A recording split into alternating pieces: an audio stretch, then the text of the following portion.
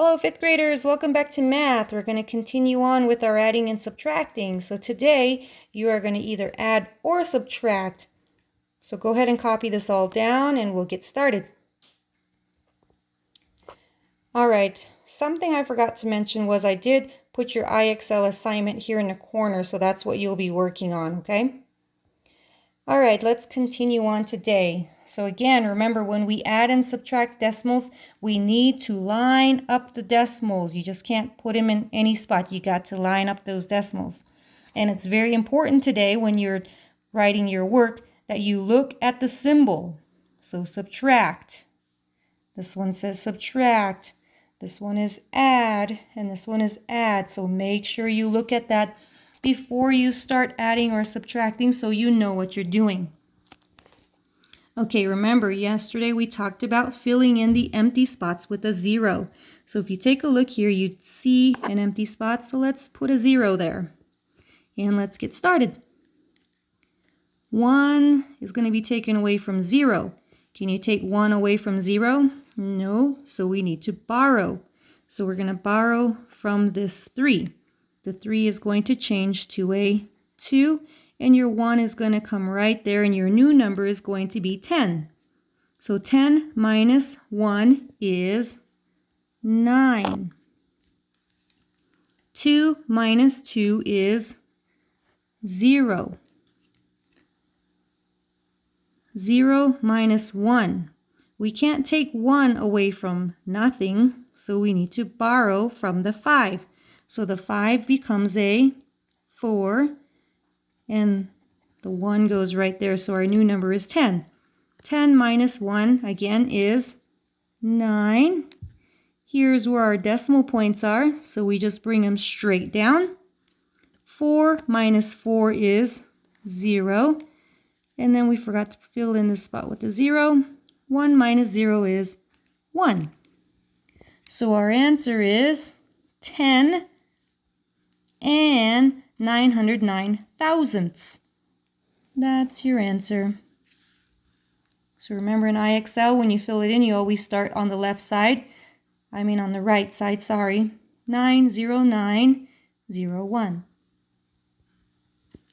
Here we go to our next problem. It is another subtraction problem. See the symbol here? It's a subtraction symbol. We need to line up our decimals, and we did that.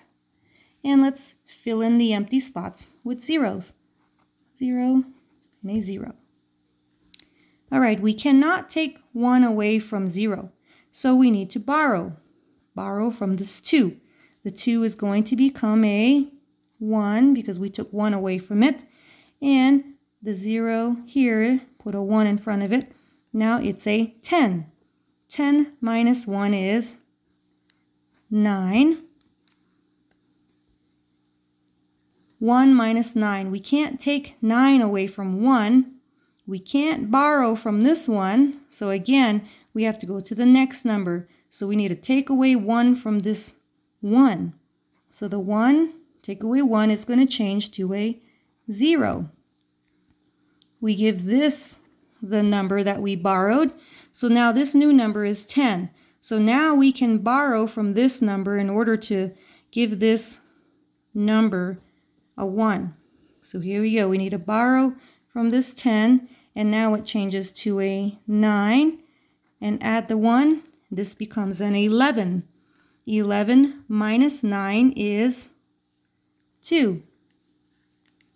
9 minus 8 is 1. Bring down this decimal. 0 minus 7. We can't take 7 away from 0, so we need to borrow from this number. Take 1 away, it changes to a 5. Put the 1 there. This now is 10. 10 minus 7 is 3. 5 minus 0 is 5. So that's your answer, 53 and 129 thousandths. That's your answer. For the next one, we are going to be doing addition because the symbol here. So again, we always line up these decimals. Put them in a straight line. We can fill those empty spots here with zeros. And now let's add. 1 plus 0 is 1. 4 plus 1 is 5. 9 plus 3 is 12. We can't write 12 right here. We need to write the 2 right here and carry the 1. So before we go to that problem, let's bring down that decimal. 1 plus 0 plus 6 is 7. 0 plus 3 is 3. And that's your answer, 37 and 251 thousandths. Let's go to our last one. 21.49 plus 21.49. Let's get started. Decimals are lined up, so we're ready to go. 9 plus 9 is 18. So we got to put our 8 here. We can't put our 1 here. We got to carry the 1. So 4 plus 4 plus 1 is 9. Bring down that decimal. 1 plus 1 is 2. 2 plus 2 is 4. And that's your answer, 42 and 98 hundredths. So if you have any questions, please give me a call. Goodbye.